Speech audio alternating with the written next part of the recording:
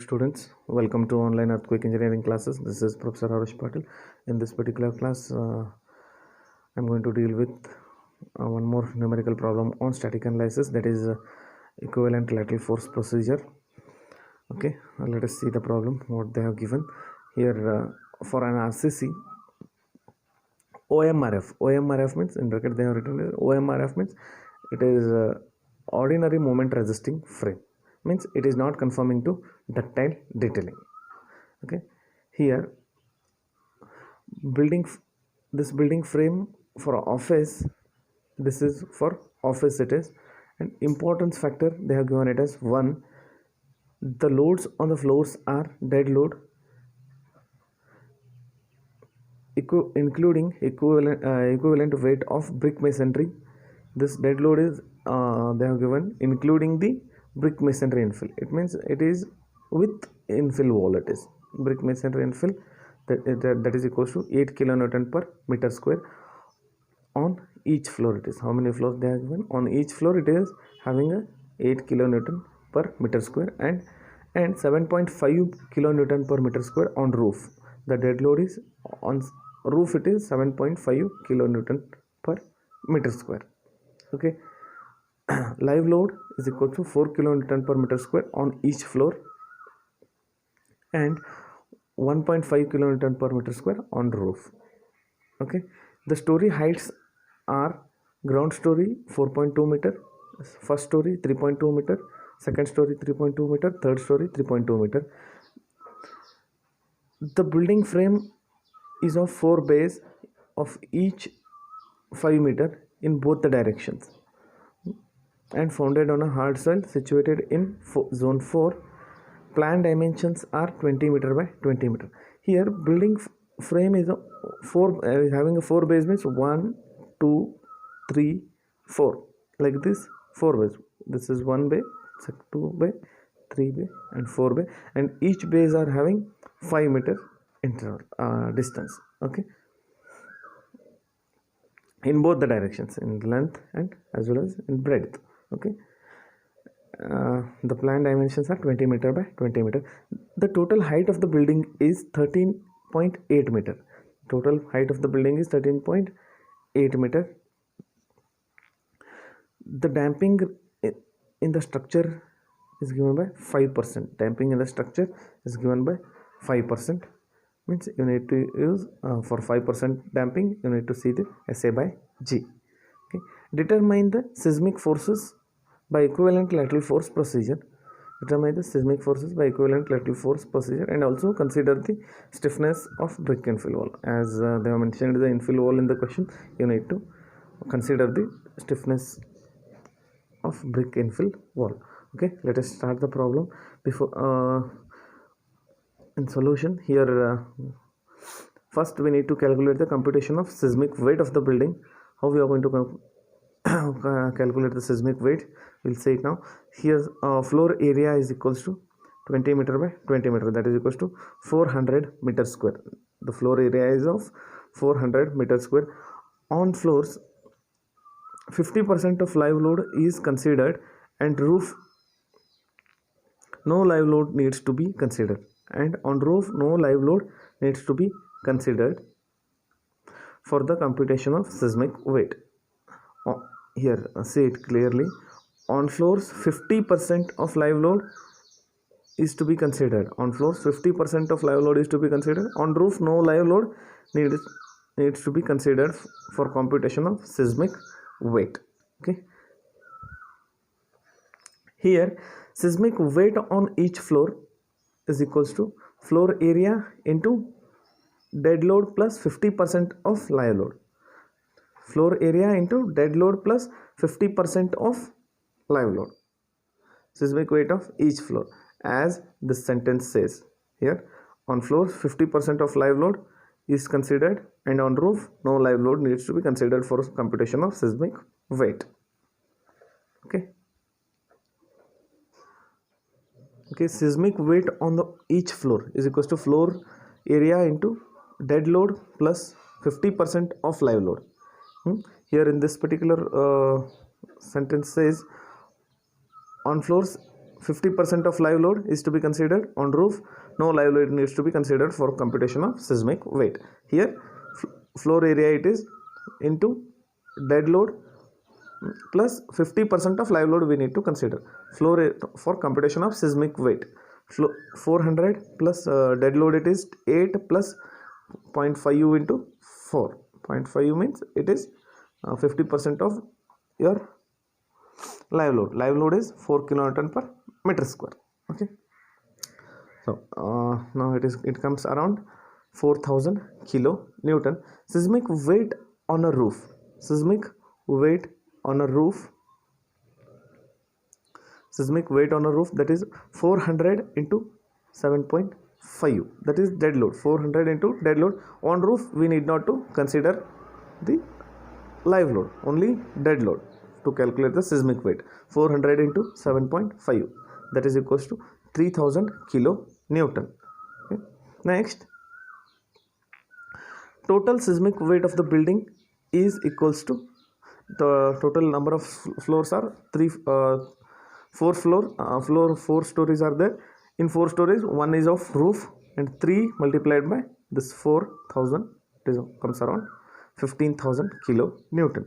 Now, by considering the frame structure with masonry infill, okay, for with masonry infill, without masonry infill you know the formula for time period. For with masonry infill we need to see the formula for time period. Okay, you can I'll show it in the your IS 1893 2016. Okay guys, just I have opened IS 1893 2016. Here you can see in page number 21 and in clause 7.6.1 you can say, for equivalent static method, bare frame buildings without masonry infill, they have given the formula time for time period. For here you can see it clearly. For bare frame building without masonry infill, that is 0.075 h raised to 0.75. For RCC moment resisting frame it is. If it is RC steel composite building, moment resisting building, then you need to use this particular formula. If it is for steel moment resisting frame, you need to use this formula. If it is with masonry infill, with masonry or with walls, with infill walls, buildings with the RC structural walls. If it is RCC structural walls, you need to use this particular formula. Okay. If it is buildings with all other type of buildings with masonry infill, like kind of brick masonry infill, you need to use this particular formula, whatever we are using in right now. Here height of the building as defined. Okay, height of the building from the base, you know it already. Here D means the base dimensions at the plinth level, means it is a base dimension at the plinth level along considered direction in which you are going to consider, or in which the earthquake is going to shake. Okay, in meters you need to consider it. Okay, I'll take to the, okay, you know that is Tn is equals to 0.09 h divided by square root of D from IS 1893 2016. just now we have seen it. Okay, just substitute the values. 0.09 into h is here 13.8 from the base height of the building, that is 13.8 meter they have given it, and square root of D is equals to 20 here. That is, it comes around, just calculate it, and it comes around 0.27777 something it will come. Just we'll take it as 0.278. Okay, now calculate the SA by G for hard soil. For Tn is equals to 0.278. Now we shall see, for Tn is equals to 278, what will be the SA by G value. Okay, again we need to see it from IS 1893 2016. Here I have written from page number 9. Just we'll go to the page number 9 now. Okay, in page number 9 IS 1893 2016 you can see the value of SA by G by considering these two tables. You can say that is conditions for use in equivalent static method, and this is for use in response vector method, that is dynamic analysis. This is for static analysis. Here they have given it for three types of soils: for rocky or hard soil, medium stiff soil, and for soft soils. Okay, here some conditions they have given. It SA by G value depends on your T value. T value means see here the first condition for hard soils, we'll see T value if it is greater than 0 and it is less than 0.4 seconds, means you need to use the value SA by G value as 2.5. okay, if your T value is greater than 0.4 second, less than 4 seconds, okay, then you can use SA by G value as 1 by T. In the earlier problems we have taken as 1 by T. Here if your T value is greater than 4 seconds, you can use it as 0.25. like this you can use it for medium soil and soft soils also. Okay,